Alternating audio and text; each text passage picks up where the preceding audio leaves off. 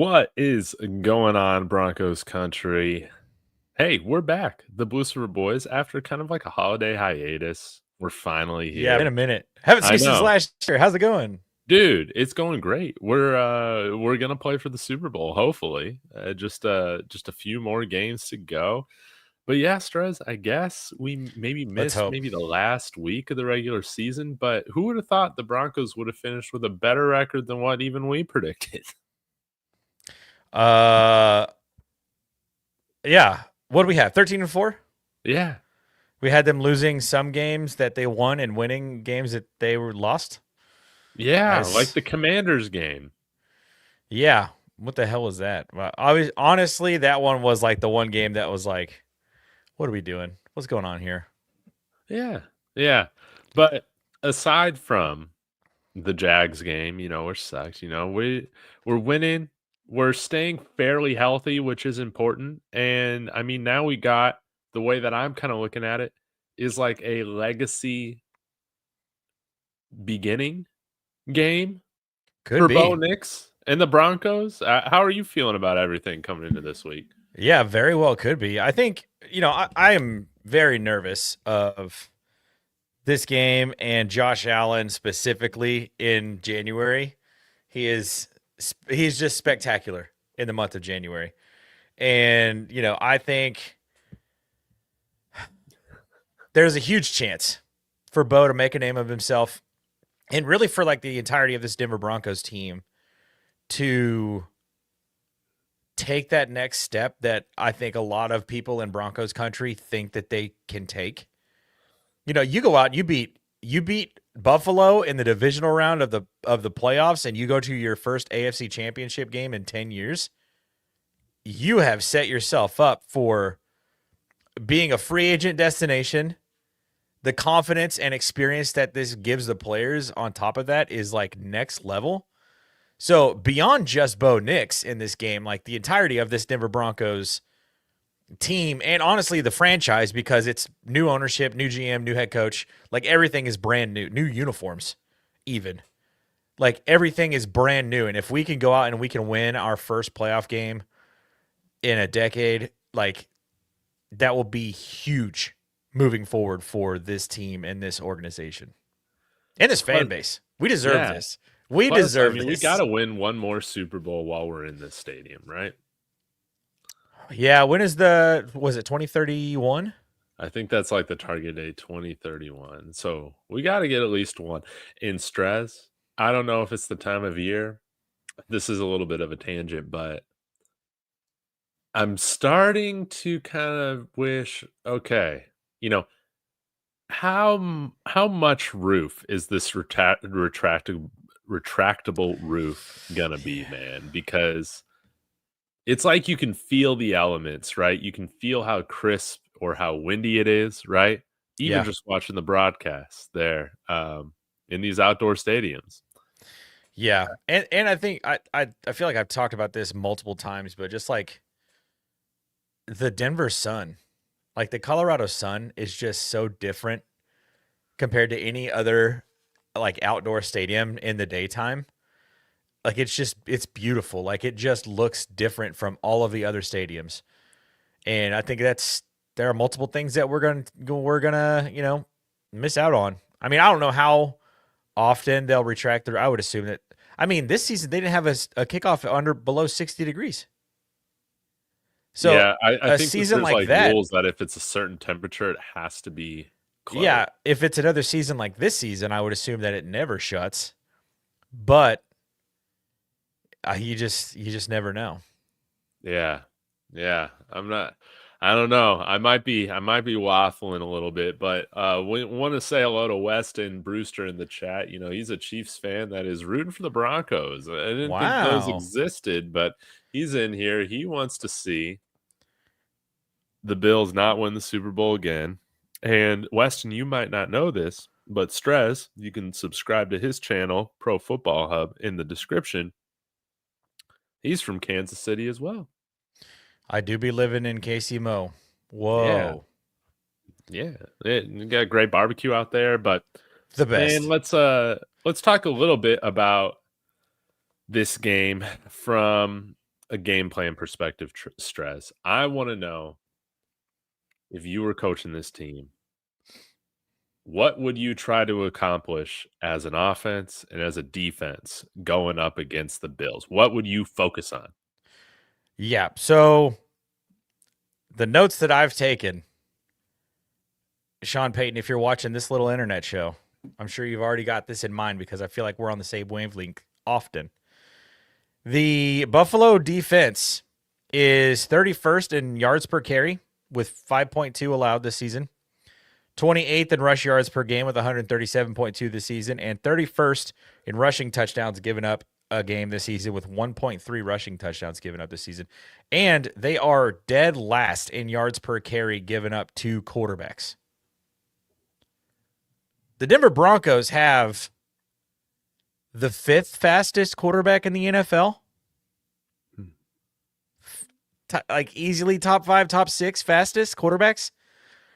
I would love to see this Broncos team commit to the run game so much so that it almost hurts. Because when you've got those kind of statistics staring you right in the face, like everybody knows that is the biggest Achilles heel for this Buffalo Bills defense is their run D. Mm-hmm. And last week, Trevor Lawrence ate them up on the ground. Travis Etienne was able to get going on the ground. Like Bashaw Tutin was like, he got going. And, I know we had a conversation about him way, way back before the draft, but I mean, it's a rookie being able to go against a Super Bowl favorite defense on the ground. So I just think like we need to commit to the run game as much as possible. And I actually went through and looked every single game that we had, all of the losses that we had this year. Granted, there were only 3, so there weren't a lot of them. Those 3 games, the Broncos had less than 26 minutes of time of possession. Wow. Or 27 minutes. And I went through and I looked at like our best opponents that we played this season with the best defenses.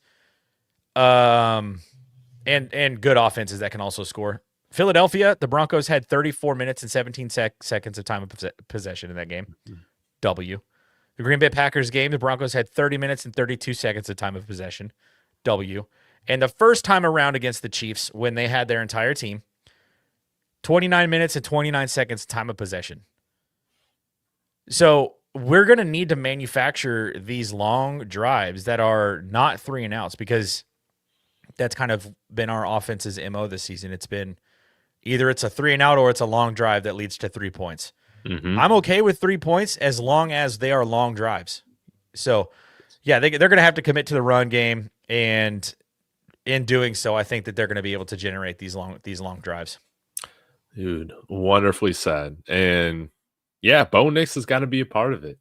Absolutely. If they're going to get it done. So it was pretty interesting seeing what was going on last week with all of the running that we saw from all the quarterbacks throughout games. I'm expecting Bo Nix to put his body on the line a little bit too and make some plays with his legs. He started to do it too, kind of later in the season, where when he would roll out, get outside of the pocket, if it wasn't there, he wouldn't force it. He would just take off.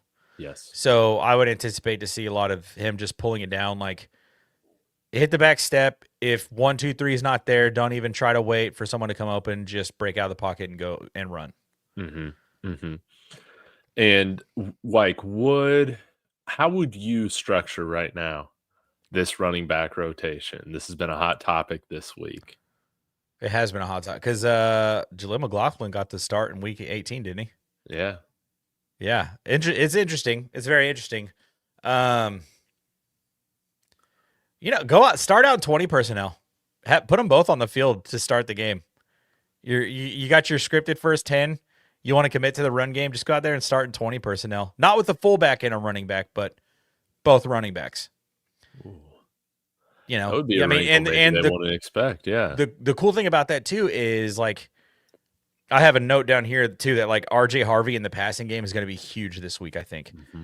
So we could get him, running kind of an option running like a read option, reading Mhm. it to Jaleel, and then pulling it and hitting RJ. Those kinds of things would be awesome. Marvin Mims involved in this as well. Yeah, We I need mean, to you could see even more put of him back Marv. there. Yeah, it's just those are the I just want to see running backs involved as much as possible in this football game, Mhm. Mhm. specifically because like their back four on just that defensive backfield is very talented in Buffalo. It is. Even though Jordan Poyer has been ruled out, they That is still true. have some very good secondary players. And I mean, yeah, this. I think if Bo Nix has a good game against this Buffalo Bills defense, of course we definitely win. But I'm really excited for Bo to have the chance to kind of rewrite how he is talked about. He finally has an opportunity to do that. And I think, okay, maybe the Packers game, he won some people over a little bit that, you know, haters, that's a casual word, but that maybe weren't sold on him. But you got to prove it in the playoffs. And last Yeah. year, I think, what was he, like 11 of 21 for like a touchdown? We're Yeah. gonna get a better performance, I think, this year out or this game out of Bo Nix. Yeah. A That's lot how of I think drops about last it. year too, though. Say what? There was a lot of drops in that playoff game last year. And we do have Pat Bryant now. that is true. That is something that I had not thought about. I was just thinking about kind of the receiving core that we had in the playoffs last year. The three guys that we have back, wasn't even thinking about Pat Bryant and how like he is kind of turned into maybe Bo Nix's favorite target. Yes, It's yes, and it he is should interesting. be fully healed from that concussion. I mean, I guess he played week 18, so he should be okay. Yeah, and he's we got the off week last week, so he should be good to go. Yeah, Pat Bryant stepping up big. The key though, stress. I want to know your thoughts on this since it's been a few weeks since we talked. What do you attribute to the red zone struggles that we've had over the last few weeks? Is it just like vanilla play calling? Um, what's the key for having success in the red zone?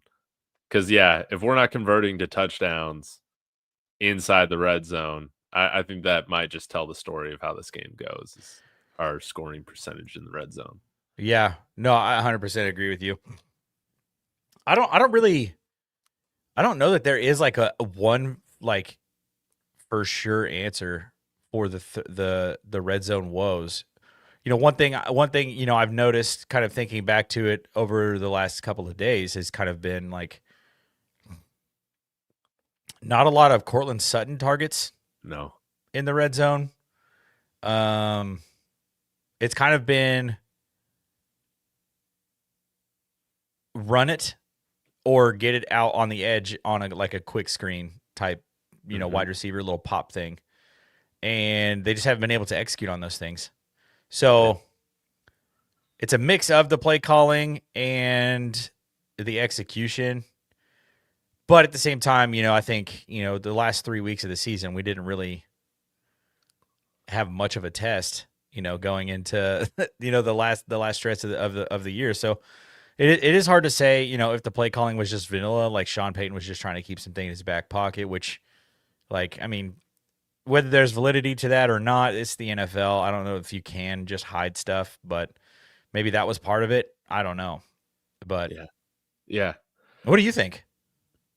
I think part of it was like Sean didn't even want a chance having a red zone turnover. So I think that explains like a lot of the play calls from running and then doing those kind of east to west pass plays.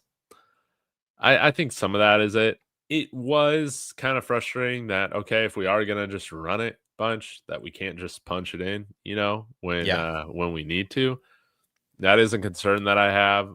And Buffalo, they got a big defensive line in addition to their big offensive line.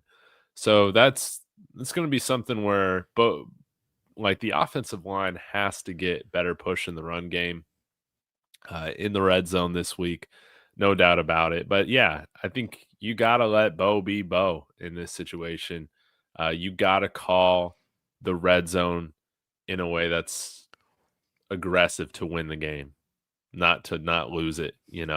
So yes, take points, like when you make a long drive, take 3. We've seen that almost come back to bite, some teams pretty seriously that did not take the points at the front. But yeah, also let Bo rip it. Let him rip it downfield, baby. That's what I want to see. And hopefully get a score from Cortland Sutton. I'm curious, Strez, with Buffalo's offensive line, they are massive. Okay. They could have a lot of 2 tight end personnel in there. Okay. So maybe not necessarily. Probably going to be. Yeah. most Maybe of not the game. necessarily perfectly lined up with like our nickel defense that we're in a lot. What would you do defensively going up against this offense? It's going to be tough. I think it's important to note that Josh Allen is going to be banged up. That knee did not look right last week. That was really scary moment for the Bills. And, I like held my breath for them in that moment too, because I'm just like, oh, man, not like this. They're without their main receivers. They still got some guys, but it's not, not a wide receiver core that I think that the Broncos DBs are concerned about. But their tight ends and James Cook specifically too it's going to be interesting. And so I'm kind of at the point where I'm not concerned so much about Josh Allen getting out of the pocket and doing kind of what he did last year on that. Like I remember that 4th down play. That was kind of like my God, dude. Yeah. That was kind of that was the game. Like that play was the game. I don't see him doing that this week. I don't know. I mean, that knee's going to be it's going to be tender at some, like, you don't just have a knee thing like that and then it just kind of goes straight back to normal. Mm-hmm. He smacked his finger on a helmet or a hand or something at some point, so his throwing finger is a little messed up too. It's going to be weird. I don't think it's going to be a quintessential Josh Allen ability game, but it's still Josh Allen. So I don't know. I think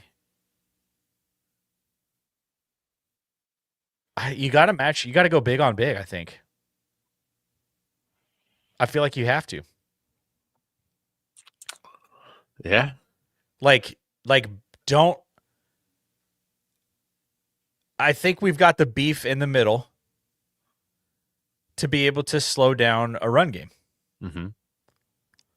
I really do. I mean, there's a reason why we are so good at stopping the run this season. I mean, we're second rush yards per game given up this season. I think this is going to be a chance for us to kind of flex some of that muscle this week. And then just contain Josh Allen in the pocket and make, like, I fully trust Riley Moss and Pat Surtain to be able to cover the guys that they're lined up across. Regardless of now that you bring this up, I gotta look at it to see if it happened. Okay. He did play. For some reason I didn't think he played. And that was DJ Jones. He was active for the last game. Or last year's game. So was Malcolm Roche. I thought we had some other injuries on the defensive line, but actually I didn't see JFM on the stat log. Yeah. So yeah, but we got our full defensive line, and you know what? Who could be a key factor in this game? I didn't even mention him on the show earlier. Yoma Wazarike, man. I think he's had a pretty good year, and this is going to be the game for him at 320 pounds. Yeah, he's going to be needed. Stop the run game. He's going to be needed for sure. I think it's going to be that is what, like, when people tune in to watch this game, they're not tuning in for the Broncos offense versus the Bills defense. They're going to be tuning in for the Broncos defense against the Bills offense. Mm-hmm. Like, our front seven, their front seven, defensive player of the year, Josh Allen, James Cook. Like, that's why you turn on this game this weekend. And it's a huge opportunity for this defense to really try to show out and go make something happen. I think the crowd's going to be super loud. Mm-hmm. Dude, it has been amazing how loud the crowd has sounded on the TV this season.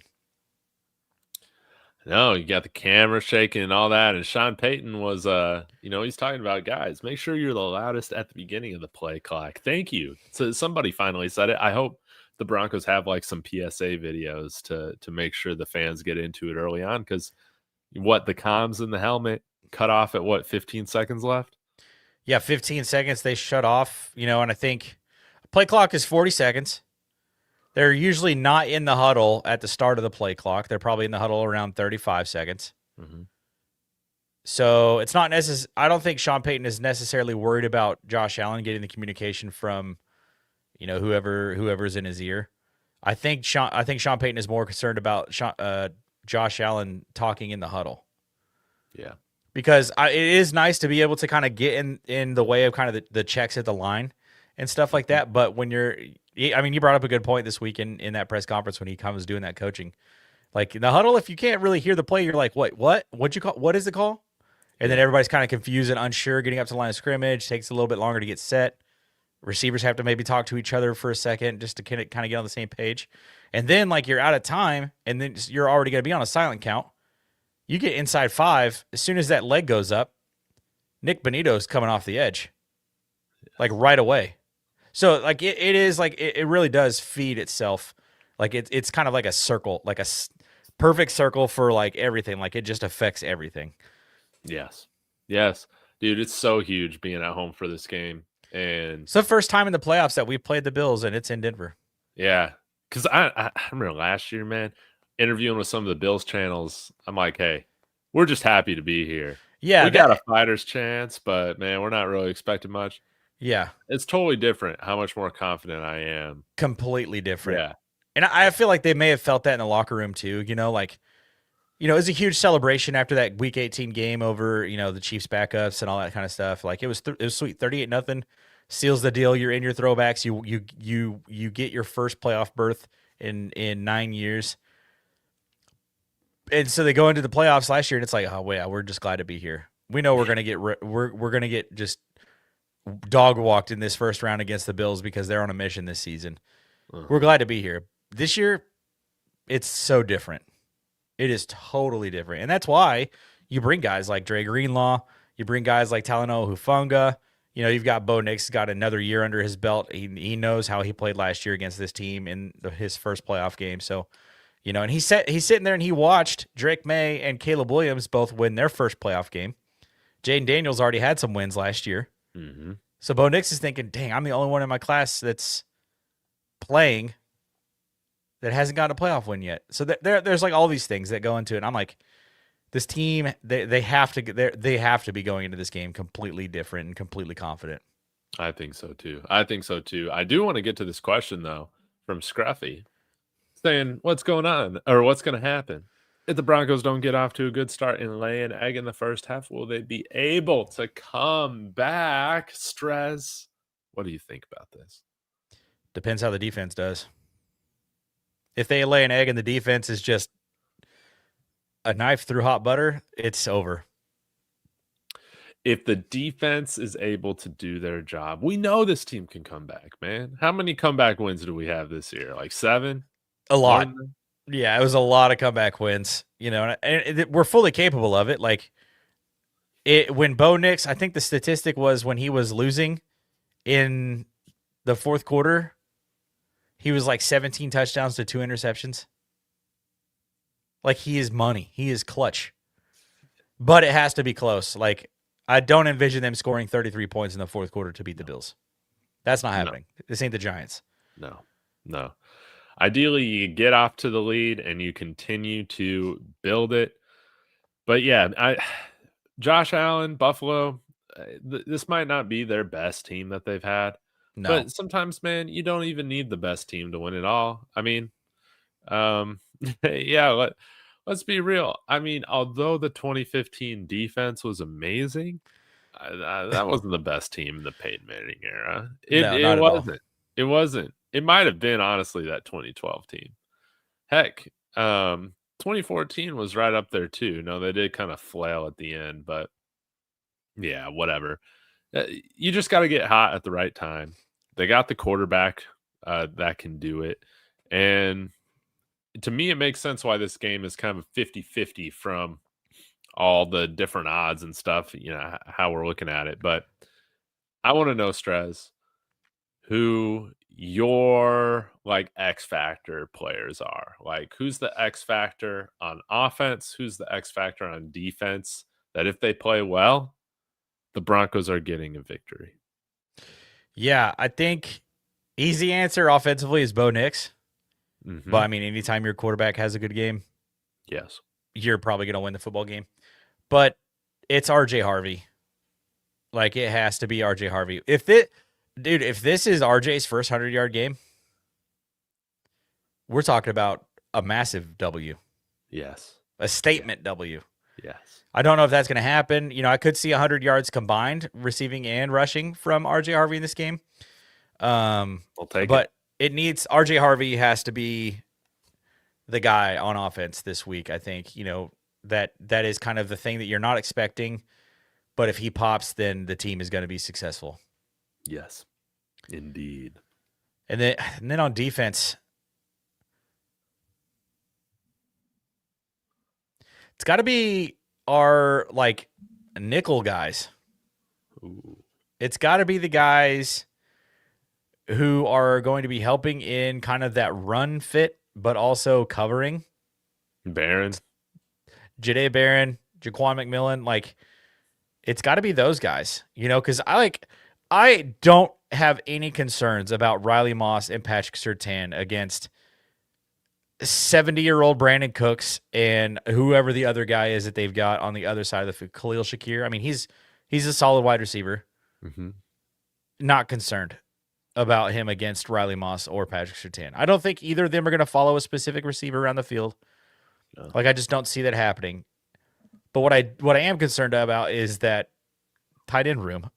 And so it's got to be the guys kind of in the middle in coverage. You know, can Dre Greenlaw play a little bit of coverage on these guys? What's his role going to be? I know he has to do more than just, you know, running downhill.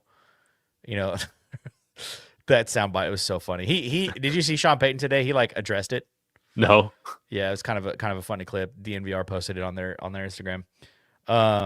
But yeah, I think it's going to be interesting to see kind of what the guys in the middle who are in coverage are able to do this week. It's going to be really important. Well said. Yeah, I on my show earlier with Mike, I said my X factor was Riley Moss, just because if he's not helping the team extend drives, then I think we'll be in a good position. Yeah. But the other guy that I wanted to say that I'll say for this show, my X factor, is probably the person I think is weakest on the defense right now, and Alex Singleton. If Alex Singleton has a good game against the run, I think that bodes well for the Broncos defense and the Broncos ultimately getting this thing done.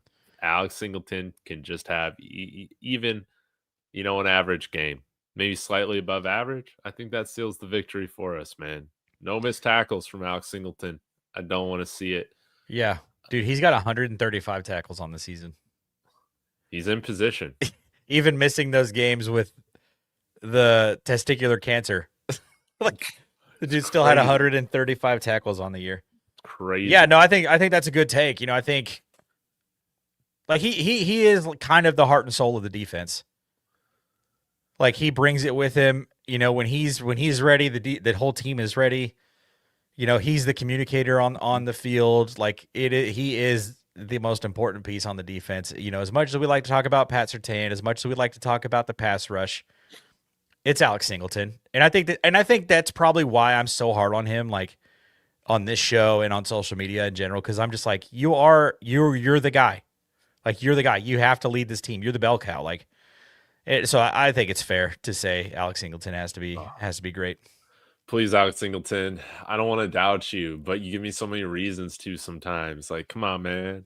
And then my other X factor was RJ Harvey as well. You know, if he can have a big game, man, man, it would just be huge. It would be huge. Now, Eli, getting into a great question here. Strez, would you rather have Josh Allen have the ball last and the defense a chance to win the game? Or would you rather have Bo Nix to have the ball last with a chance to win the game? I want to know what you would want. This exact scenario just played out last week in the Bills-Jags game. Oh, yeah. And playoff Trevor Lawrence struck again. Man, I don't know how to answer this question. This is tough. I mean, we've seen Bo Nix like lead the team down the field several times to get in position to win the game. Yeah. Yes.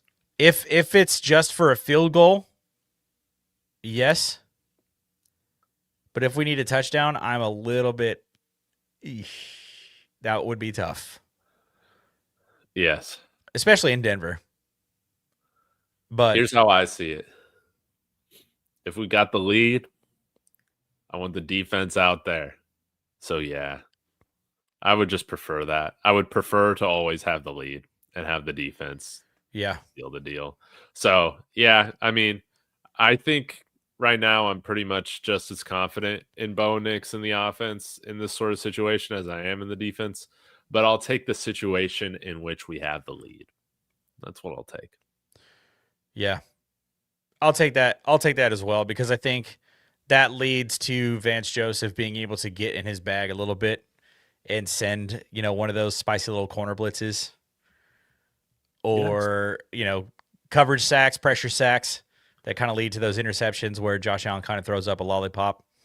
Yeah, it's like we had those games at the beginning of the year, like against the Chargers and then the Colts, where it's like our defense kind of let us down there in the fourth quarter. But outside of that, it's like our defense has been clamps when we've needed them to be ever since that.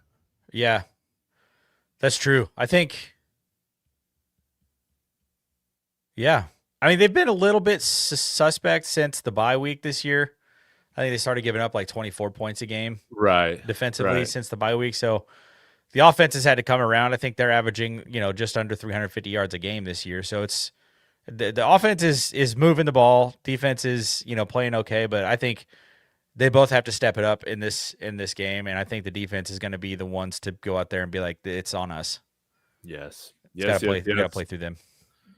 Would you put a spy on Josh Allen? And if so, who would it be? I don't know if we need a spy this week. With his middling mobility, possibly. Yeah, like he's got. I mean, you can adjust after the first quarter, but I don't know if you necessarily need it. Yeah, because I think Broncos D tackles lead the league in pressures, and you've got the guys on the outside that are able to generate some pressure in the pass rush as well. So, I mean, if you're getting all 5 or 4 guys that are in the pass rush to kind of like get into Josh Allen's face, they should be able to grab him with I'm not going to call it limited mobility, but I'm going to call it less Josh Allen mobility. But again, if he comes out in the first quarter and he's like, no, my knee is not bothering me at all, like look at me, I'm running around like a madman, then yeah, absolutely bring someone in to spy. Well, this is a funny one because it's like I'd rather have Dre Greenlaw out there covering somebody. And Alex Singleton, I would just rather have off the field in that situation. In these like third and longs, I would really love to see Greenlaw and Sternat out there. Yeah, I could see Sternat would be great. Kind of in that kind of if you want to do a linebacker spy. Yeah. Another thing but Mark says no spy. He's with you.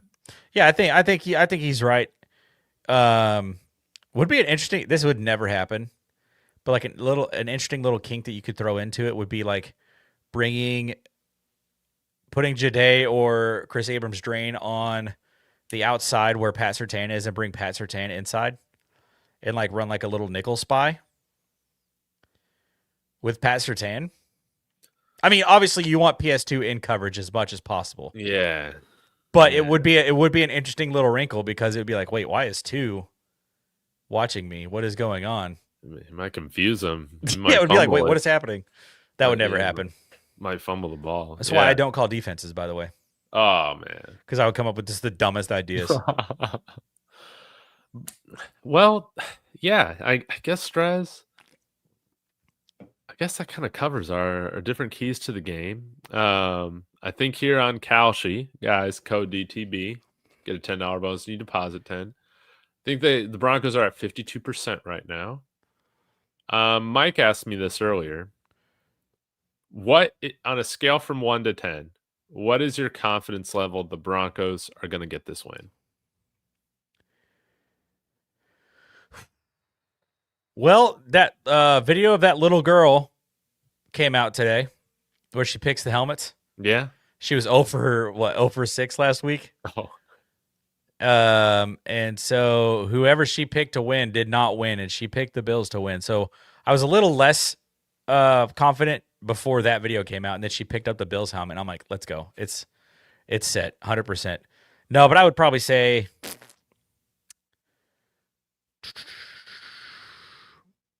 6.7. hey, okay. That's kind of where I'm at right now. I think, Kalshi's got them 52% chance of winning. They're favored by 1.5. I think some of the guys on like Pro Football, Focus. no, PFT. yeah, Pro Football Talk, yeah. Mike Florio, he said Yeah. that he would not be surprised if it moved to 3.5 by Saturday. Wow. So like there are people out there that are pretty confident that this Broncos team could go out and do it. And I think if they play even a 83% perfect game in this game, execution wise, limit the penalties. They've done a pretty decent job over the last couple of weeks, not getting too many penalties. If they do all of those things, then I think that there is a very high likelihood that this team walks away with the W. Let's freaking go. And we're back to hosting the AFC Championship in Denver, Colorado, like we always were supposed to be. Welcoming likely the New England Patriots. Probably. Maybe. I don't know. That Texans defense is something else. We'll see. Yeah. We'll see. But yeah, with Houston, it's more of just can Stroud play good? Yeah, can CJ play well enough for Houston to win? Yeah. Like they didn't really need that last week because their defense scored 2 touchdowns. Yeah, they're playing against a team that in any other division they wouldn't be in the playoffs. So yeah, it's kind of strange. But I'd say my confidence level is a little bit higher than yours, but I would still say it's kind of within the same range at 8. At 8, I would be a lot more nervous with this game being on the road, Strez. I just would. And we haven't had Broncos football that has like meant a lot to talk about in a while. And I got to remind myself how hyped up we are when this team is winning big games. How we've been talking about them as Super Bowl contenders, for the last 2 months. Go out and take care of business, and you put yourself in the driver's seat to get the Super Bowl, man. I think they can do it. This is the latest that they've played football since winning Super Bowl 50. Yeah. Like usually this time of year, like we're hanging up our gear for the next 8 months. And it's like, man, who'd we play? Pittsburgh? That first round? In 15, 16? Yeah. I think it was Pittsburgh and then New England and then Carolina, yeah? Yeah. Dude, with Pittsburgh, man, I just wasn't even stressed. Now, my stress level is a little bit higher with this team. Yeah, Josh Allen kind of does that to people, I think. Yeah, instead of a crusty like Ben Roethlisberger or whatever. But yeah. Dude, I'm just confident in this team getting the win. I just think they're gonna do it. So I think we get an under on the game though. My prediction is this: you're under the 45.5. Okay. 24-20 Broncos. That's exactly what I had. No way. 24-20. The Blucifer Boys official pick. Broncos win 24-20. And you should listen to the Blucifer Boys. And our confidence level, if you average out my 6.7 to your 8, is like a 7.4. Dude, genius. So 7.35, I think, actually would be the technical. Okay, yeah, 7 for John Elway, 4 for our 4th Super Bowl, right? Bang. Yeah, genius. By the way, did you watch the Elway documentary? I did. How fantastic was that? It was freaking awesome. I got this for Christmas. It was great timing. That's so dope, dude. Yeah, it was like my wife watched it with me. She's like, "This is really interesting." She's like a Kansas City native. Like she's a Chiefs fan, just by nature of being, from here and stuff. But she's like, John Elway, who's that? And I was like, that is my favorite football player of all time, Terrell Davis. That's talking on the screen right there. She's like, oh. It's like, yeah, he's the reason why I fell in love with the sport and played the running back position. She's like, oh, okay. So it was cool to kind of be able to share that with her and kind of just walk through all that stuff. And I'm like, damn, go, bro. Like I finished that. And I was like, go Broncos. Like Yeah. that was just one of the like that's how I came away from that feeling was like, yes, I love this team. I love this franchise. Like it means so much to me. And so yeah, I think if anybody's going to the game, if you're watching this right now and you're going to the game Saturday, be a freaking nutball. Like I don't want you to have a voice until the AFC Championship game. Yes. Like be crazy, be loud, but more importantly, like just soak it in. Like this is the first kind of game like this of this era of Denver Broncos football. Post Pat Bowlen, post, everything that came after Pat Bowlen passing away. Like this is the first of this kind in this new era of this football team. So it's gonna be huge. Dude, it's time to put some respect on our name. I feel like everybody outside now. I know the sports books are kind of leading our way right now a little bit, but it's like anybody in the media space. I feel like a lot of casual fans, like they just see us as frauds, as fake number one seeds. And let's go and prove everybody wrong. Let's go and show everybody that. Would be so nice. They would be able to say a word. Yes, dude. We got the right ingredients to win a Super Bowl this year. And Sean Payton said it at the beginning of the year, and we all laughed at him. Like mid-August. Yeah. Yeah. And now look where we're at, man. Yeah. I'm going to go play baseball because you guys drafted me. The GOAT. Yeah. He did it before anybody else did. So funny. John Elway, man. But the only thing I was a little upset was that they didn't come out and explicitly say he tore his ACL in high school and never had it repaired throughout his collegiate and NFL career. That is insane. They kind of like touched on it a little bit, but it was like kind of unclear. It was like, wait, what? But the people who know, like, we knew. Yeah. But I think just like talking about it in that documentary, it's like, oh, interesting. Yeah. Oh, well. But if you go and watch his interview with Shannon Sharp, he talks more about. I still need to watch that Club Shay Shay.